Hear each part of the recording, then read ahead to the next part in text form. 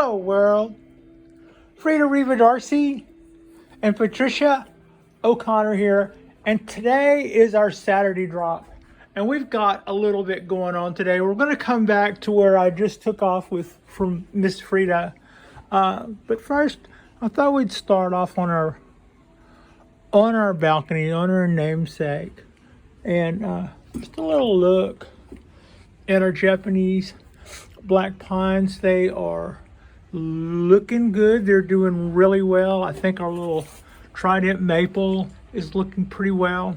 Our dawn redwood is flushing back out with a lot of stuff. It would be fun to start styling that now, but I've got an idea of what I'm going to do with this when I do something with this, but right now I want it to finish making all of the stuff that it's going to make between now and winter and get all of the energy back from that it possibly can. That just is in keeping with the idea. But when it comes time, there's a lot of those branches that are not ideally placed for a styling that I have been looking forward to for a couple of years now. We've been a little sidetracked. So those ideas, that's basically going to have me cutting back a lot of this stuff in the winter very, very far back so that we can get branches from the bases of those and start over with some thinner branches that we can then grow in sort of the same style that we are doing our cypress trees. We will allow them to grow branches that aren't allowed to get this thick and this long, and disproportionately so. And also, with all of this going on in the top, part of that is because with our setbacks the last couple of years, I haven't wanted to stop really anything that the tree was doing, but I need to put the carving tools back to this and make that something that is a little bit more to my liking, whatever that ends up being. But the good news is that gives me one opportunity. We could let the tree do it somehow.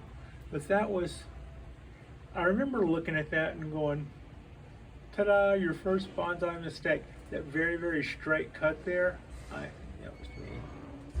I did that and then sat back and went, look what you just did. That's not gonna go away. I wanted to slow the growth down on that side.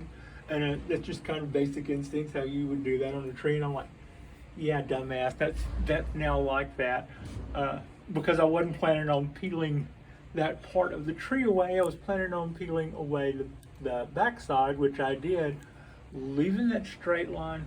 It was like I don't know, years of peeling back the jackets on heavy electrical cable. I did that the same way I would do that, and I thought, yeah, you have a real knack for doing that absolutely the wrong possible way. So that'll give me a chance to catch up. I can maybe peel that back in some way that's a little bit more natural and do something else with this top. And then maybe we'll get a shoot back in here somewhere that will be more natural, or maybe won't wreck one of these back over here. But all of this stuff has gotten a little misshapen, and expect to see big branches like this to get cut back to the bare minimum so that new little shoots will come out at their bases, and at some point that we'll be able to claim those as our new branch structure coming out from there. So that is what's kind of my idea there. It is tempting to come back in and cut that back, but it's really not a good time, especially after the last couple of years that this guy's had. It is a great time to just see how much energy it can make without powdery mildew, spider mites, going all crazy and wanting to cut the tree back into some really cool shape. We'll see if we can resist all of those little temptations and come on the other side with a lot more energy in our base of in the storage capacity of our tree, so that we'll be able to do nicer things with it next year, next spring. This winter I will get to make a lot of those styling decisions that I want to. The bad side to that is the tree will already be in shutdown mode, and what I am going to do is not going to cause it to win any beauty contests at that moment. So then we'll get to look at it like that all winter. So yeah, but then next spring it will be really rewarding. It'll kind of do some of this stuff. So yeah, that's basically the idea there. I can't not talk about what is going on with the ponderosa pines. They are both looking vigorous. They are liking the amount of watering that they're getting. They seem to be adapting to our weather pretty well. We're doing a bit of a needle exchange, so it's a mixture of brand new baby needles that are kind of army green, which is how they are, and a little waxy looking, and really old needles that haven't quite let go yet. But it's really encouraging to see how the needles are coming out all over this guy and how vigorous it looks, and it seems to be responding well. I mentioned several times that one or the other, this tree came shipped at the same time the little tiny ponderosa that I call Hoss got shipped, and they were lost in shipping for a couple of weeks. And it was a sad story, actually. I mean, they were just literally riding back and forth on a truck from here to the far outskirts of somebody's route for 3 weeks, upside down when I got them. So I don't know how long they'd spent upside down, but I would have expected to see some needle damage. However, they had wet newspaper at the base of the tree where they had been watered, and it was still damp when I got the trees. So that's how well they had been shipped. It's really glad to see that the trees are responding to to what I've been doing as far as their treatment. The weather has been really nice here this year, but they haven't gotten the freeze last year that I was hoping for. I've been asking around, and quite some of my other friends have pretty much verified that I don't think we got a freeze here in Alameda lately, meaning in the last couple of years. The guys at the Bonsai Garden in Oakland confirmed that they haven't seen a freeze there in several years at least. And so I am concerned about that bit of information that I gathered about the trees and whether or not that's going to bite me in the butt. It might be that's a little bit relative, but mostly, it might be that it's on the scheme of things, it's mostly true, but not always true. But the same place that told me that they could confirm that the botanical garden in Oakland hadn't seen a freeze last year or the year before or whatever, are the same guys that had a ponderosa pine that had been donated to them years ago. So I want to go back and look at that tree and see if I was kind of seeing everything for the first time and trying to catch up and visit with friends and stuff. I should probably be back there and take a slower stroll through there and see if their ponderosa looks like it has shown any ill effects of anything. I know a lot of their other trees look to be very well maintained in a way that you do not often see collections like that maintained. Usually the watering and the feeding is that's done, but if a tree gets a little lanky or something, there might not be the right people in authority at the right times to be able to do that. I've seen some collections that were owned by states or national parks or whatever, of different countries or states or cities or what have you. And some of the trees might look like, somebody should take a graft off the top of that or do a cutting off the top of that. That tree has gotten a little long. And so to that end, I had noticed that the bonsai gardens, Oakland's bonsai garden, their trees they all looked good. The junipers looked the way pro junipers should look, and the pines looked the way pro pines should look, and the oaks did. You know, anything that I know, have even heard anything about, everything looked to be pretty much, as far as I could tell, top notch.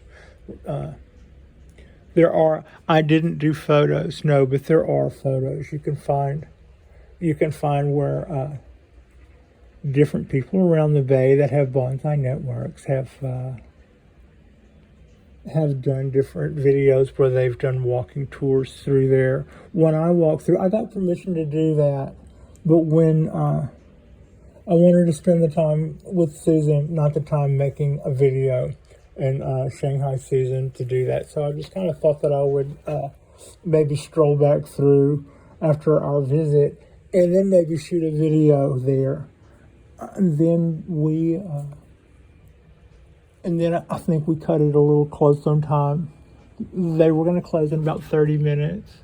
No, actually about 15 or 20 minutes. And my videos usually go longer than that, and I didn't want anybody hustling us along, or hustling me along at the end of the video. So I thought I would make it about my own video whenever we were going to do that. So that's kind of me, just kind of playing and picking on the ponderosa there, making sure there are no more needles that I can be pulling.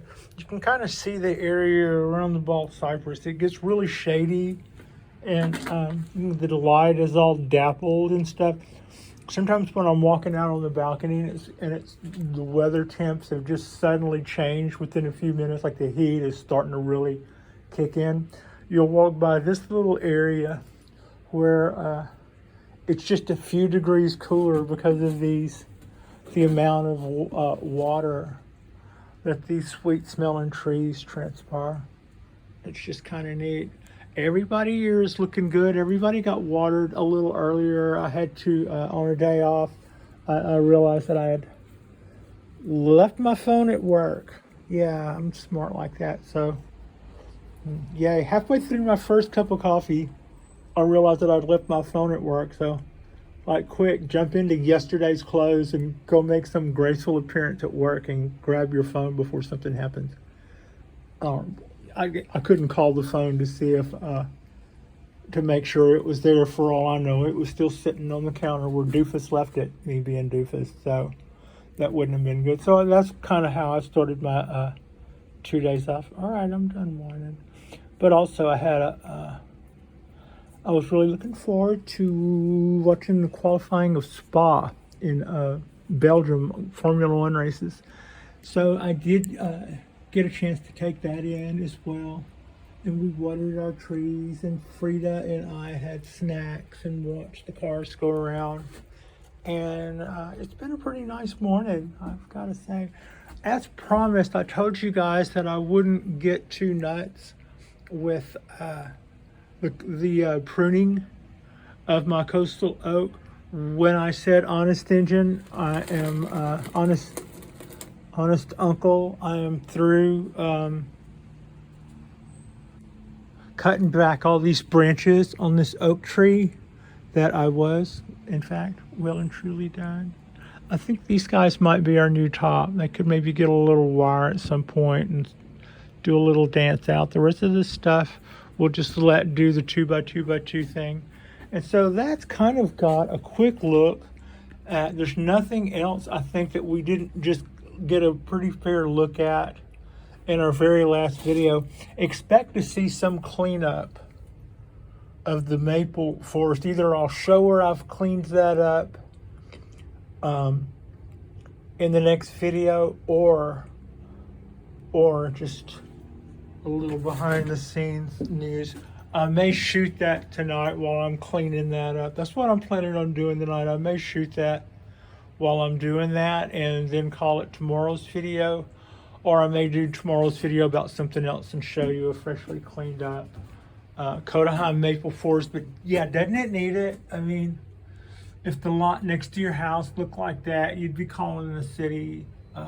So yeah, that's kind of I made that lot. It's kind of my, by virtue of that, I guess I made that mess. Quick look at the spirals on that ponderosa. All right, I'm going to start dragging by, except for one thing. The main reason, all that other stuff was just anecdotal, kind of just like, the main reason I'm out here showing you this is one other project I have to do is when I first hung these lights, I just kind of draped my excess cable back. At one point, I tied all of those into loops, and then I tied the loop bundle together up to that upper support in a nice little neat bow. And then at some point I shifted the light, so I think I was probably holding 3 things at once, and I may have just cut that line. So that's a little gangly and unpro-like, so that could be a little neater. That whole line there could be a little neater. Also, in keeping with the idea where we were talking about not getting enough light, I think the solution to that is this does make a certain amount of sense for reasons that I came up with at the time. Bringing the light over to here and being able to hit these guys directly is a better reason to do that, to give more light to this side of the tree than the reasons why I originally had for trying to minimize the distance here. So that's a kind of a long way for me to say that what I intend to do is set up something for me to walk on from here to here. Probably that thing, if I judge it safe enough for me to walk on. And then I would kind of use that as a little sawhorse to stand on and slide the lamp over. It's mounted on extra heavy duty zip ties, and they're heavy enough to hold that light plus a lot. It's the one that I generally say that if you had to babysit with zip ties, this would be the size that you'd probably want to use. But they're loose enough that I can move the lamp. But I won't, knowing how I am, I won't be doing that at the peril of a lot of trees. We'll be doing that at the peril of a few trees. In other words, this guy will go in the house, this guy will go in the house, this guy will go in the house, and that's too heavy to mess with. None of those guys will be harmed. I think I can do this without messing with those guys.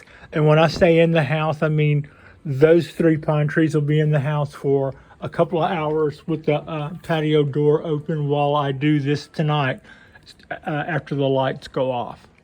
So yeah, or tomorrow night after the lights go off, one or the other, but I will look to do that during the weekend. So I plan on shifting that light right on over to the edge and bringing more light to the back side of everything on that, making the need to rotate less, or hopefully not at all.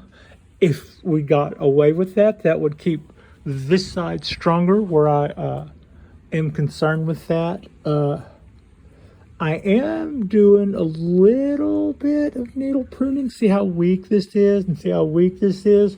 We can't allow this stuff, as much as we want to retain strength, we can't just go totally nuts and let all this stuff just overwhelm the top of the tree, or it'll kill everything off in the bottom and throw all of its energy up there. So it needs a little bit of hesitation, but I don't want to do too much. I don't want to weaken our progress. So I'm kind of watching that.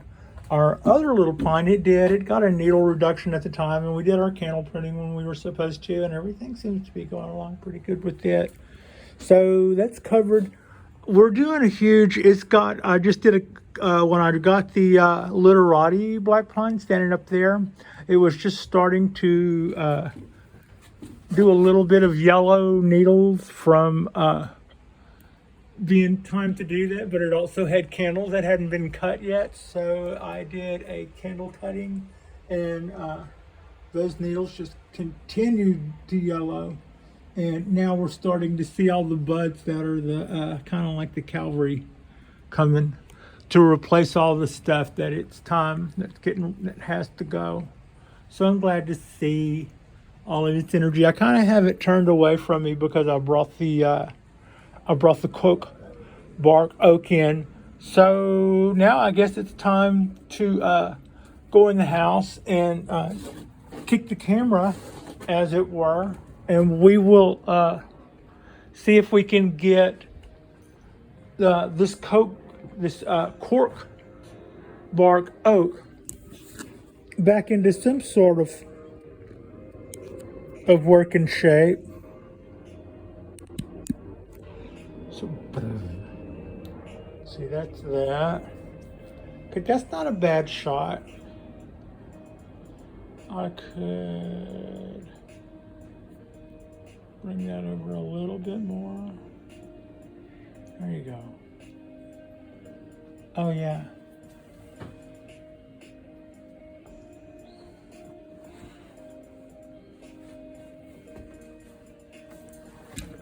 Yep, that's 2 good kicks.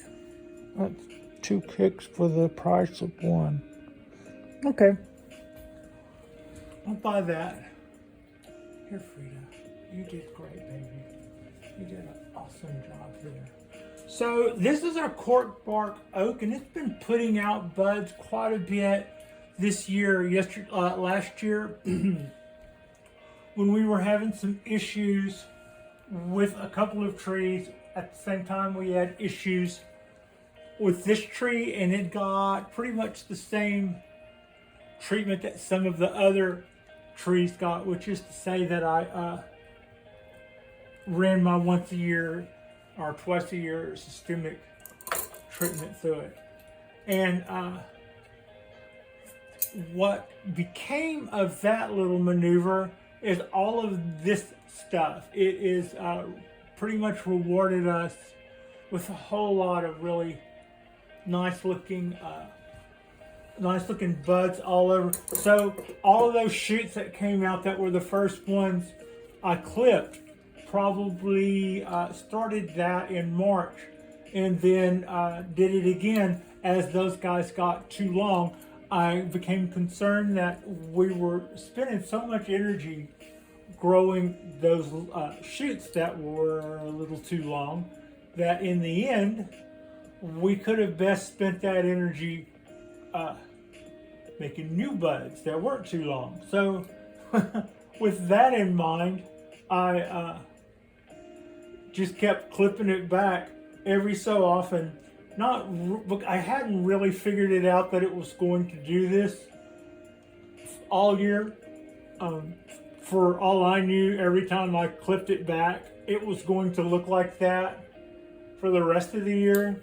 So I was a little hesitant to continue to keep doing that. But it has been really, really, really prolific with all the shoots. And so we've gotten quite a bit of ramification. I've mentioned once or twice earlier already that I am slightly concerned with a lot of these shoots in the end are going to, when you look at them a year or two from now, they might look like they all happened one year because they'll be relatively the same size. You know, if we do our 1s into 2s, or 2s into 4s, or 4s into 6s, or 6s into 8s, which is kind of like where that would be if it absolutely worked that perfectly every time at this point. Will it make a difference that they all look like they happened in the course of one summer? So I ended up deciding that that's a heck of a problem to have, and we can always cut if it ends up looking unbelievable because we had too good of a run of success. 1 year, we can always trim that back.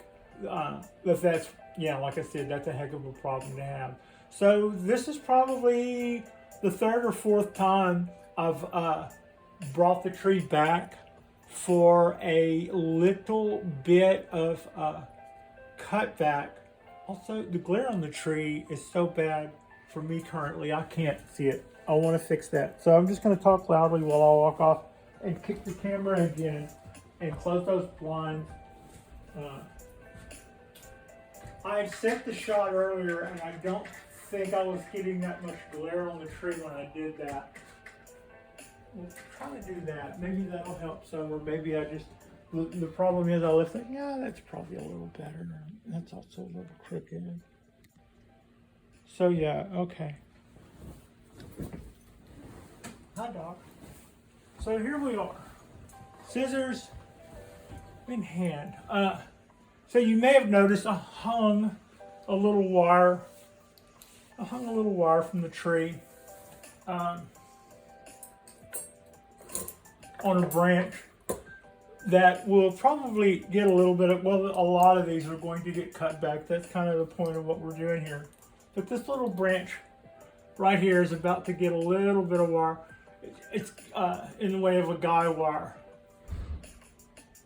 Looking at the shape of it and where I cut it before, I'm betting it would be like me that this branch would have looked more like that when it was this long. This looks more like something that I would do. So, let's do this. Put it there. Sorry, leaf. Okay. So you saw what I did to that one leaf, and I like it. So don't mess with that. All right. And do a little cleanup here. Now, I'll probably pull down a few more limbs. That was just the one that I saw off the top of my head that looked like, rather than just simply prune it back. And it did need that. But maybe try to remember what you were originally doing. It's, we're just gonna do that. We're just gonna clip the end and keep going. Now, branches like that were originally probably like this. I don't know that hurts me. But where it's trying to become like a new leader, we'll cut that back. And this is basically just what I'm going to do to the tree in all these little spots. Just clip back all of our ends again, like we kind of been doing this year. It's been a very productive year for filling in this oak, the other oak, and being able to head off a few things pays off really big. And also I would also say that more regular feeding for the trees is paid off. I don't like the way it looks. I'll probably end up pulling that down with wire. And as such, if I'm going to do that, I don't want to clip that particular part until I do wire that back. I was noticing a little bit of yellowing of the leaves, and at the same time I was noticing a little bit of, that, oh, what the hell, Pat, you know where you want that to go. This end looks fatter than the rest. Clip that back more. Maybe there, okay. I was noticing that I had more yellow leaves than I was producing more leaves, and some little twigs were even looking sparse to bare. And it's like, what's going on? So it always does do this leaf exchange. I always think I gotta watch that. And one thing to it is, that's kind of what I was saying just then about the feeding should go a long way towards helping that. But for instance, when I brought the tree in today, one edge of the edge of this pot that faces the sun was very hot, very, very hot. And it might be that the side that I'm looking at, it might very well be that the side that I'm looking at, when it starts just to look dry, I'm thinking, okay, well, we need to water this. But if I, kind of reached around to the blind side of it and saw how dry that was, it might be a little bit more urgent than what I've been realizing. And that might be the reason why one of my little apexes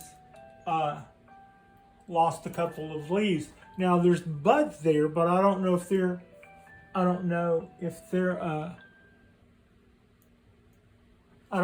okay either.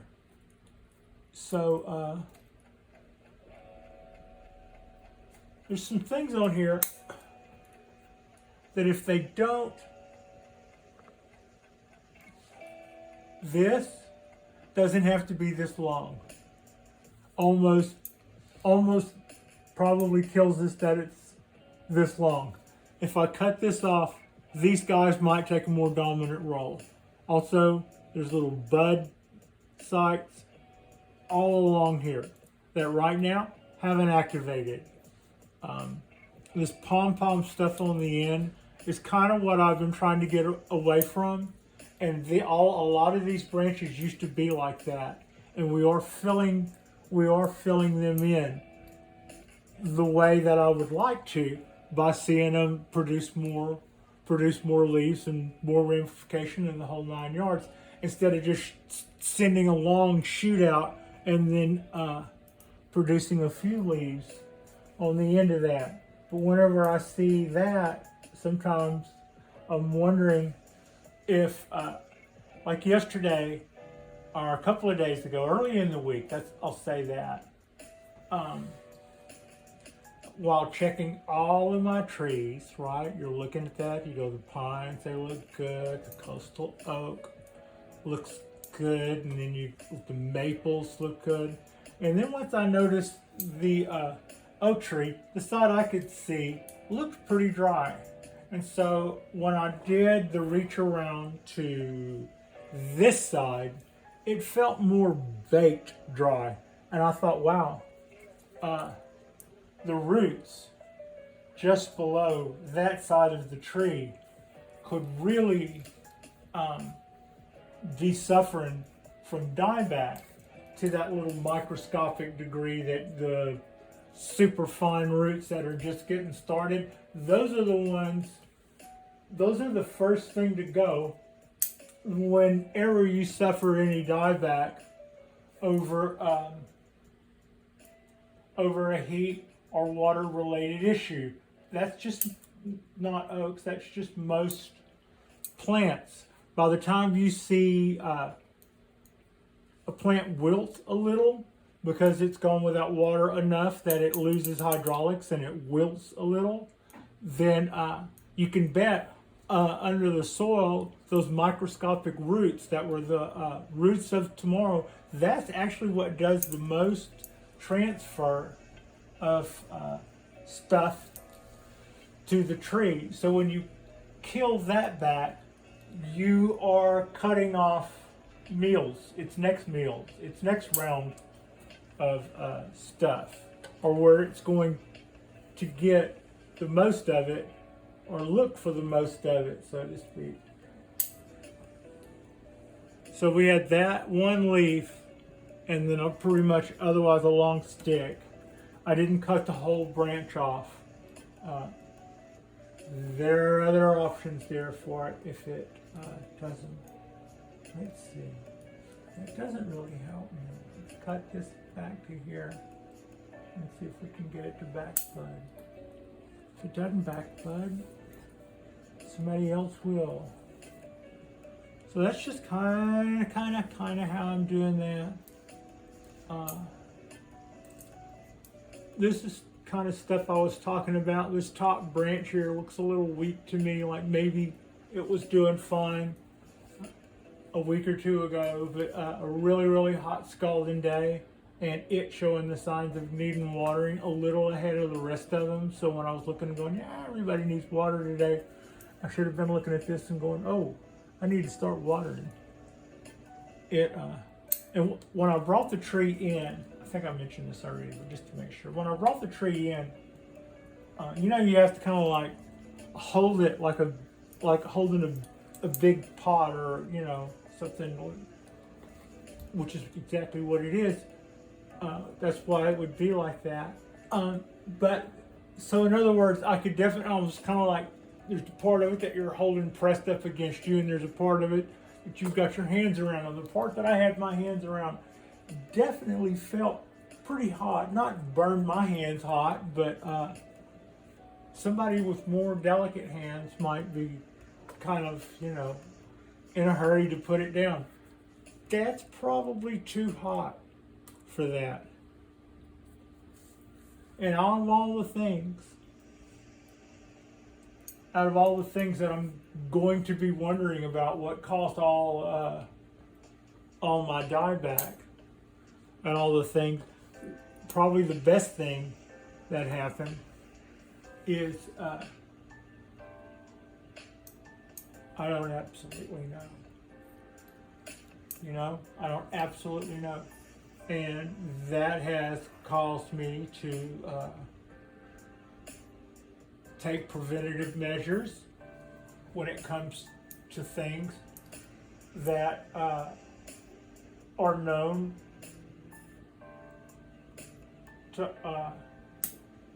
come through here certain times and kill trees outright. So now I've taken measures against that.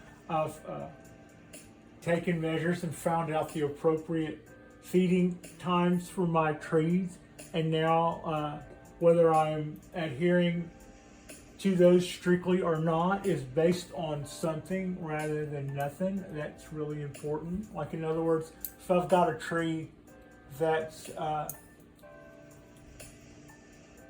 in one state of refinement, then I might feed it year round. If it's in another state of refinement, I might watch the P's and Q's and start feeding it the same way you would typically feed a tree that is more in show shape. That doesn't necessarily mean I'm saying I've got trees in show shape, but the pines, the black pines, you stop feeding them certain times of year. What I'm learning about my ponderosas, let them have it, more of it, longer. This is stuff that I want to see more back buds in. We can cut it all back to here and start over, fine. But if this stuff would make more buds for us, that would be optimal.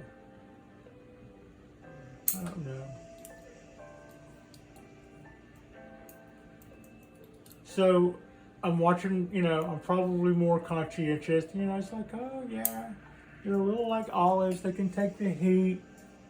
They can survive no water. Well, they'll probably also, I know when I got it, it was underwatered and had been shedding branches, like big league shedding branches. So that's what kind of made me feel a little bit more confident about it being one of my early-ish trees. I just felt the mass and the look of the bark and the texture of the tree for it needing to be brought back. I thought, from what I had already learned about them, that seemed doable. It didn't seem like it would be impossible, and it hasn't proved to be so. But also, had it been letter perfect, I would have been more intimidated about keeping it that way. It was like, yeah, this will be a cool tree that I won't want to experiment with. I will want to find out what I need to do and start doing it ASAP. And that was kind of it. I started like just selecting one variety of tree, Cork Bark Oaks, and just started watching everything I could possibly find about them. I believe this one may have been a cutting. I'm not absolutely positive of this, but this might have been a branch on a tree, at some point. I think people do that with them. Whenever I did a repot on this tree last year, there's a very flat cut on the bottom that would be indicative on the bottom of the root ball, and it was about this big around, which would have been indicative of it being a branch when it was that big, and somebody packing it and doing something to grow roots, or it could have been a Yamadori, and that's where they cut the root ball back. But I would have expected that to look more massive. But to me, what it looked like, there was a circular cut that was about maybe 2 inches around, which would have indicated a limb size of about 2 inches around when this thing may have been taken as a cutting off of another, and that would kind of lend itself to how we came to know the shape that we see now when we see the tree affectionately known of as log. But all kidding aside, this has been a really wonderful tree to learn with, and it's really been pretty rewarding to see some of the stuff that I've learned about. Okay, what have you learned? Okay, one thing, I'm not so much concerned about it at this point because any direction is, frankly, right now to me is fine. But if I were a little bit more of a control freak, or if I were a little different place in my finished design, wherever you see a leaf or a bud, if you cut it back just beyond that, whatever leaf you have, if you have a leaf facing this way and you cut the branch right here, that bud side at that leaf is going to be the next branch going that way. So if you want one growing this way, maybe don't cut it right here. Maybe cut it where there's a leaf facing this way, cut it right there, and then at that leaf, a bud will shoot out a branch coming in that same general direction. Right now, I just need 2s to make 4s. I don't really have a lot of directions that hurt me one way or another to that end. See this, I don't know if I'm showing this off or not, but I've got an end here that's already trying to bifurcate off. But there are no leaves here, there are no leaves there. Why? Did those tips run dry from bad pruning, or from a really, really hot day and letting some of the freshest, newest, most vulnerable tips burn back? I'm saying I might have missed the water when all the other trees didn't show anything. I don't know that I did that, but it did. I would say that this side of the tree did look to be drier than I would have wanted it to be. And I think I am seeing the signs of it.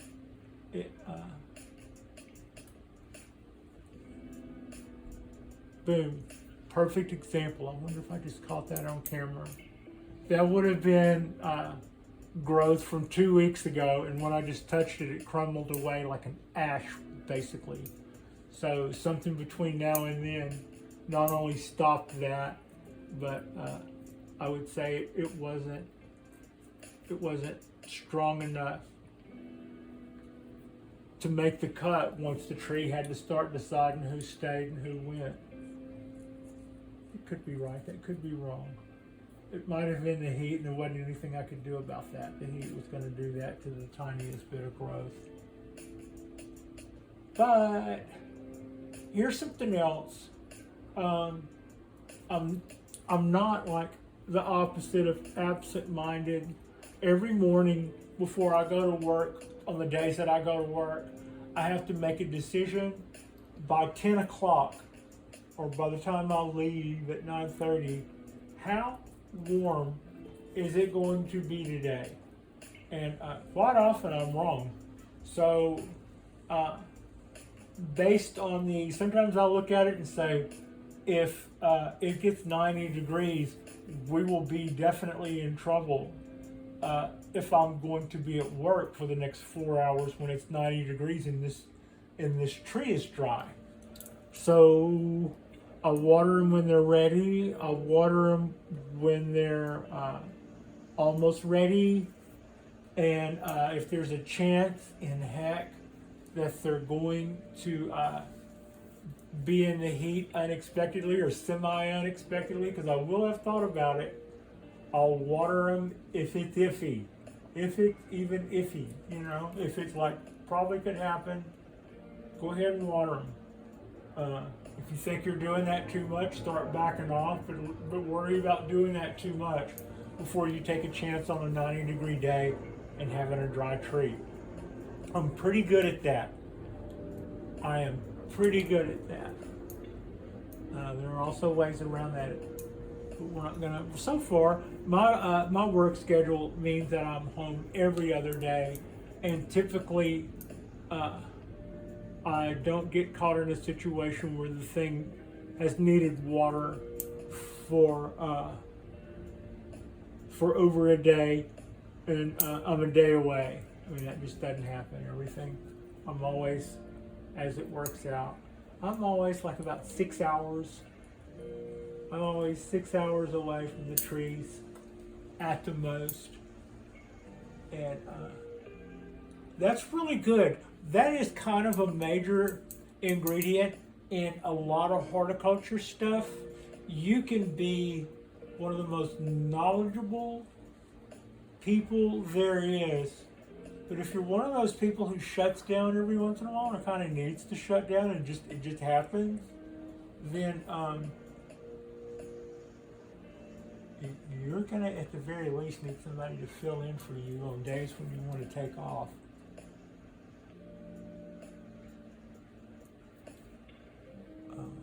They can't necessarily. I'm looking underneath this tree, and I'm really liking what I am seeing in the clip and grow sense of the word. And you know what? No long sticks. No long sticks. This guy, it's got a little bit of stuff going on, but clip that off and see if we can stimulate. All of these little bud swells here need to show me something.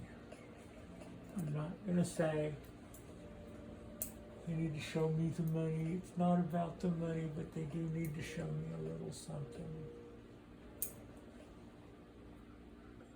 I've got some bare sticks in here. I don't know how well that reads, but I was kind of wishing that would do more at me if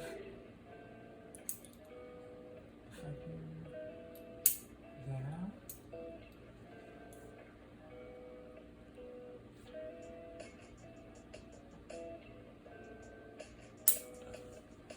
I don't know, maybe that's a cheat. We'll try. What did you just do, Pat? Well, I had some place where I clipped it back last time, and this time we might have lost some of the growth back over things that I'd mentioned in that little heat wave. So I looked at where I clipped it back last time, and I saw the buds, or the bud site that I was looking, which helped me to make a decision to do that. But last time I'd also given myself a little bit of room for dieback. So rather than cut it beyond the point of the bud site that I had high hopes for last time, I just kind of clipped the safety piece in half. Just kind of really clip the end. I'm just still trying to stimulate something where it's increase the oxygen flow through the end there. I'm trying to make something happen. That's all. Just trying to make something happen. There's so many other parts of the tree that are doing really, really well that with some careful pruning, they will fill in the areas where I'm not quite maybe seeing all that I want, but I don't really see me getting hung up about it. You know, later if we clip that back, it'll just make more room for the stuff that's hardy. I probably don't. Several things about this. One, it's straight up. Easy to, on oaks, it's a little bit more forgivable to have the branches that go straight up and the branches that go straight down. Because in the wild, a part of their canopy, a part of their canopy will be pretty much made up of branches that do that. Trees that I've gotten that were oak trees, like my coastal oak, had several in there that were like that. And when I checked into styling oak trees, I saw pros who did that as well. For the same reason that I mentioned, it's kind of a natural. It's kind of a natural thing, and it's kind of how they fill in spots. If an oak has a spot that's bare, it will quite often try to send a shoot straight up from the lower branch to the rescue. Just like send up a solar panel to fix that right there. We need to clear that up. So. Cleaning up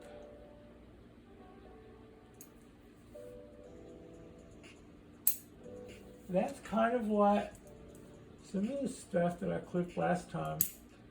See, that's just it. I don't know if it was budding out and they burned off, or if I didn't let them get established. Some of them, you know. Like you look at buds that you think need to have something done to get straightened out a little bit, and then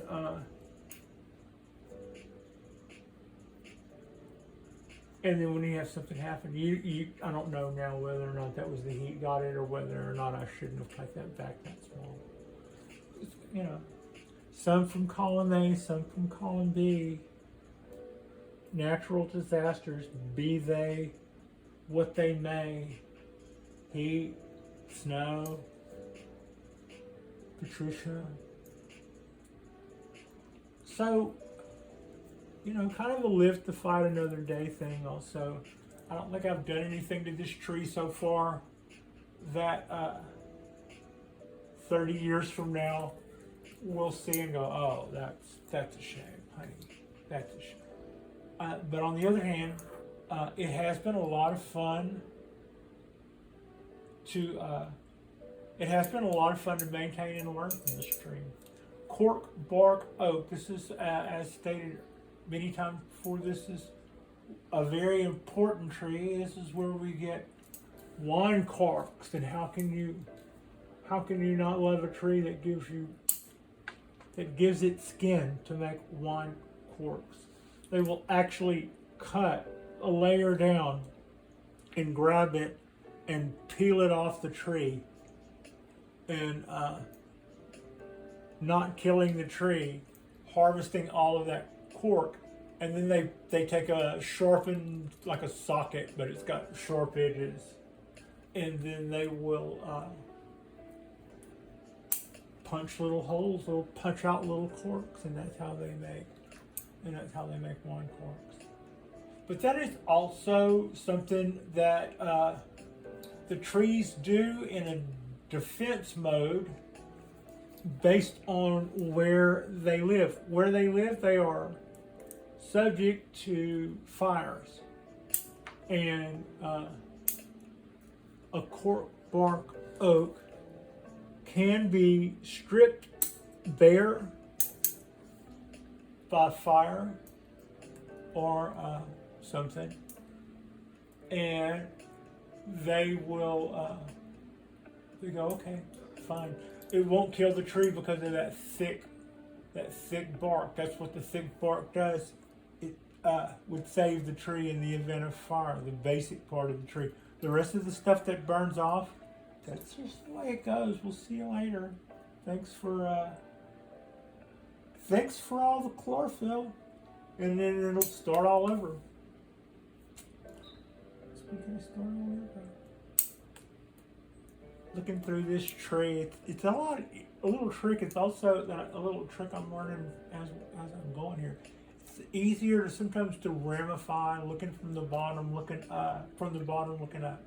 You can see the coolness of what you're doing so much better without the leaves kind of hampering any pattern work you're doing. And I use the word pattern loosely. The same way that camo is not a pattern, but if you saw that, you would go, oh, camo.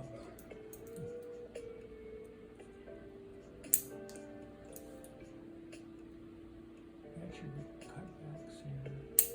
This little butt side's all tied in there. All right, so this is a little bit of a cleanup. In a couple of, well, not in a couple of days. Tonight, I will very, very likely bring in our Kodahan maple forest, and with that guy, I'll be doing quite a bit of cleanup. It is got a lot of weeds and a lot of muck going on that shouldn't be going on. So I'll do a little cleanup of that. That could be maybe tomorrow's drop. The deal with the deal that I'm intending to do with the lights, I won't be doing that on camera. That would be some difficult setups. But basically, it's just, wrestling something until you get it to behave the way you want it to, and then neatening up some cables and stuff so that it wasn't going to be. I don't see that as being a huge, great pictorial when all said and done. I think you would probably feel like you had been spared if I just showed you the results of the work. And it's basically that I'm planning on sliding the right-hand light all the way up against the wall, as close as I can get it up against the wall, so that it will backlight. It will still provide overhead light, but it will also provide backlight to the trees that are on the bench next to the wall. I think that I'm about done with this, but once I get it outside, I might leave it on here for a little long and look at it a little longer rather than drag it out. Give Pat a minute to rest. This tree is really starting to fill out. Remember, a lot of this stuff was just twigs hanging out by itself, but this is starting to become this, which is starting to become this, which is starting to become this, which is starting to, and I'm loving all of it. This time last year, we were down to a few sticks. We were down to a few sticks, and it was profusely putting out leaves like nobody's business, and but they were falling off faster, and I was very concerned. So what did we do to fix that? A lot of things. We started feeding the tree. We started watching our watering, which I don't think we messed up the watering with this. We started feeding our trees more regularly, and I ran the systemic through it. And other than that, if I had allowed the thing to dry out or something like what I was just saying earlier, I was concerned about earlier this week, that it could have been that caught me out and I just didn't realize it. But it's really nice to see this tree come around. And right now, I would say I am in a place that's a little better. I would say I'm in a place with this tree that is a little better than when I got it, especially once I started seeing how much of it was a keeper at that time. So yeah, our next drop will be tomorrow's drop, and like and subscribe if you have not already. I've got a Codahan maple forest with more or less 18 to 20 trees. That could be a sacrilege, but yeah, that many trees. And it's looking like a nasty pigsty. Is it okay to say pigsty? I don't know. I think if you were a pig, like you'd be into that. I don't think that's a derogatory term if you're a pig. But yeah, it's the as a bonsai, it's looking a little like a pigsty.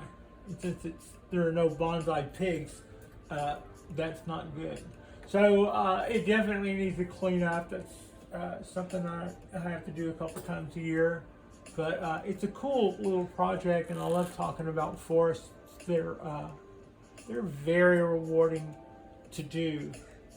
So yeah, if you guys haven't, like and subscribe, and I appreciate you.